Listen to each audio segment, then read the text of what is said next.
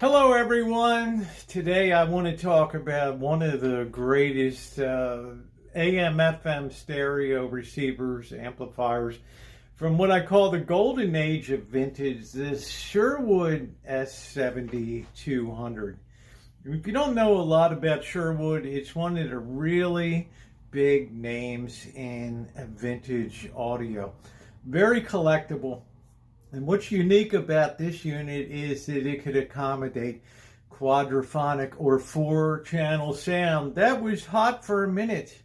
Back in the 1970s, the theory was, well, if we're enjoying stereo, which is two different channels from a sound source, two different sources coming to our ears, one to the left and one to the right.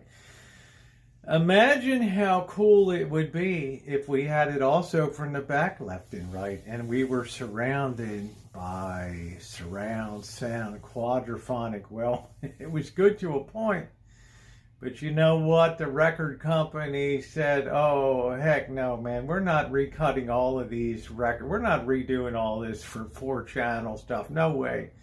Right? Like it or lump it, man. It's 2-channel stereo. That's the way it goes. And quadraphonic just passed out.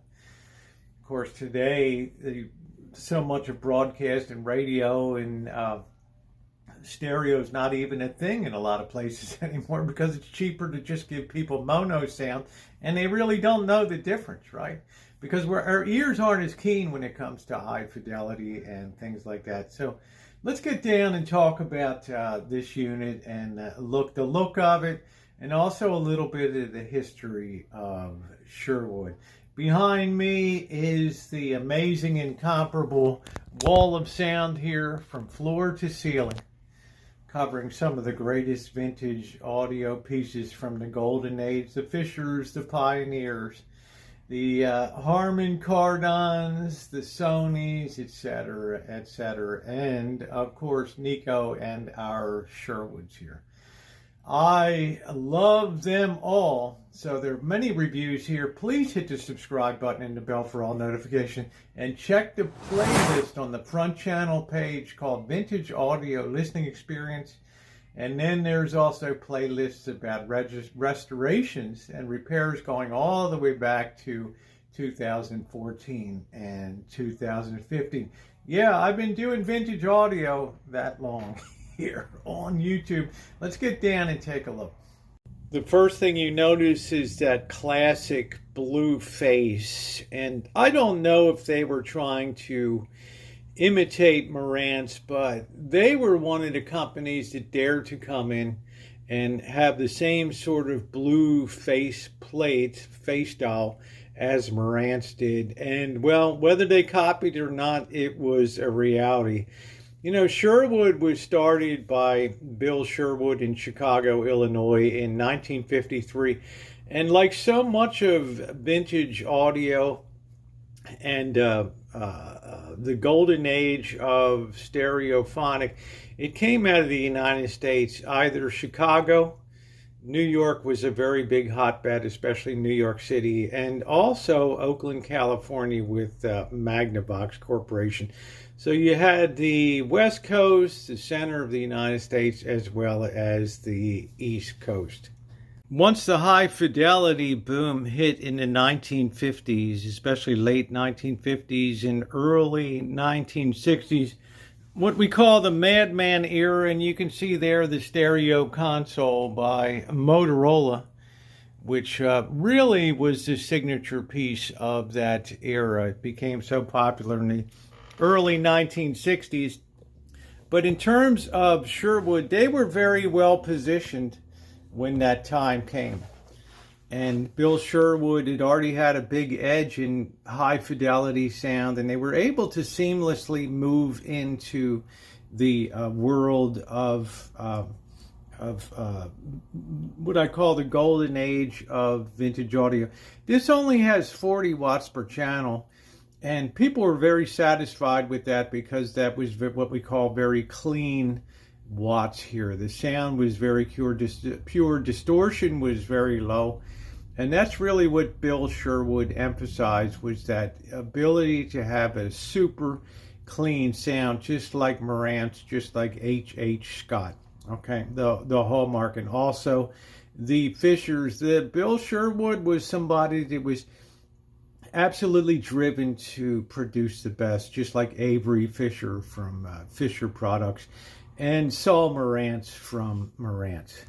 What's interesting too, as we look at this unit and the various functions that they have, that Sherwood was, when FM finally was able to go out over the air, thanks to the efforts of a scientist engineer at Zenith Corporation, the earliest stations used the Sherwood technology and the Sherwood gear to make that happen.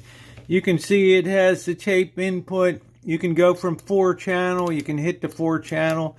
You have muting, so you don't have a lot of static between stations. You can go mono or stereo. You also have a high pass filter and a loudness function. Over here, you can see that you can control 2 different sets of speakers here. A speakers, B speakers, or a combination of A and B, which would be required for quadraphonic sound. One of the real problems with this S-7200, and thank goodness this doesn't have it, is that the power on and off button and loudness button was not really well manufactured, and they had a tendency to go bad and slip, and just, well, it's very expensive to replace them if you can find it. There's something on the order of $90 if you can even find one on eBay. Finally, in the 1970s, like so many of the producers and manufacturers of audio gear, production in the transistor age was moved over to Japan. And of course, when production moves over to Japan, your engineering gradually slides over to Japan too.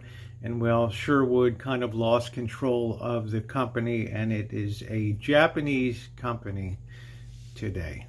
In my opinion, one of the other problems with the unit is that it's not very good for picking up FM signals in the air. Now, I would tell you that, well, Sherwood helped put FM over the air with their gear, mainly on the broadcast side of it, okay? Not so much the receiving side. This sounds fantastic.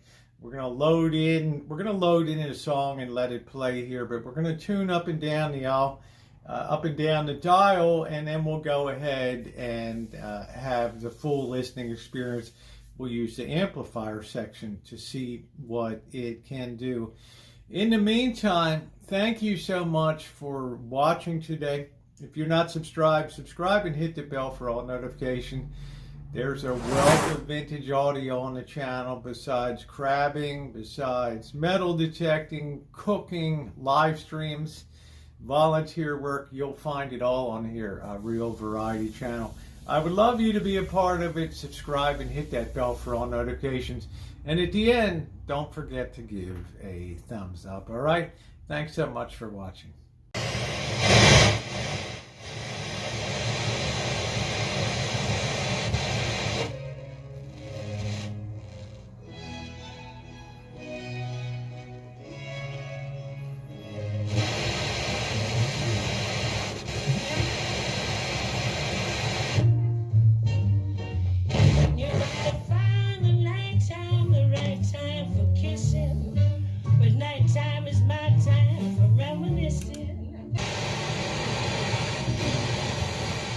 You need a really good antenna to get full stereo, or a very strong station.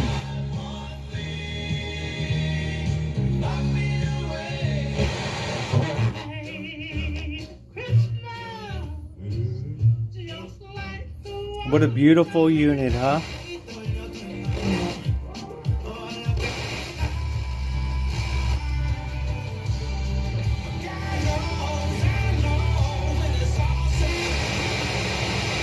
In the church, as I was, it was 15 yards. Gotta imagine as defenses get over.